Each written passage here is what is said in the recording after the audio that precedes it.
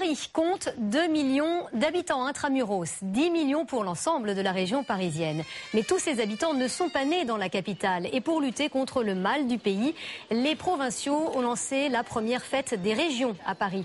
Elle se déroulait tout le week-end. Et ce matin, le Grand Ouest était à l'honneur avec ce brunch géant organisé place Stalingrad dans le 19e arrondissement. L'occasion de se rendre compte de l'attachement des provinciaux à leurs origines. Julie Lotz, Georges Siciliano et Muriel Drouillat.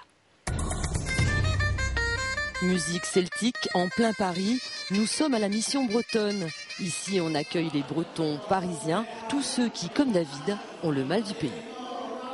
C'est vrai, hein, dès qu'on ouvre la porte, on est content, la musique, on entend les sonneurs jouer. C'est vrai que c'est sympa. Ça fait chaud quand même, voilà, c'est nos petits frissons quand on danse. Les nouveaux Parisiens ne viennent plus des campagnes comme autrefois, mais d'autres villes comme Lille, Strasbourg, Lyon, Bordeaux, Rennes. Aujourd'hui, 29% des Parisiens sont nés en province. Maillot, rouge et noir, les Toulousains de Paris ont rendez-vous ce matin dans un bar parisien. Des retrouvailles autour du rugby qu'il ne manquerait pour rien au monde.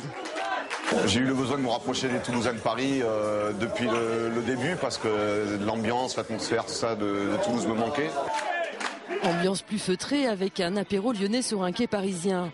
Rosette de Lyon, Beaujolais, le décor est planté. On cherche toujours à garder un certain nombre de repères, mine de rien.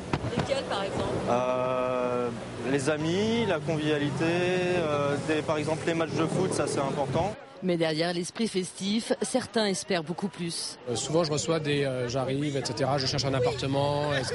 C'est vrai que la demande de service ou d'aide est plus flagrante que dans les années 90 ou au début des années 2000. Chaque année, ils sont 32 000 provinciaux de la France entière à rejoindre la capitale pour y vivre.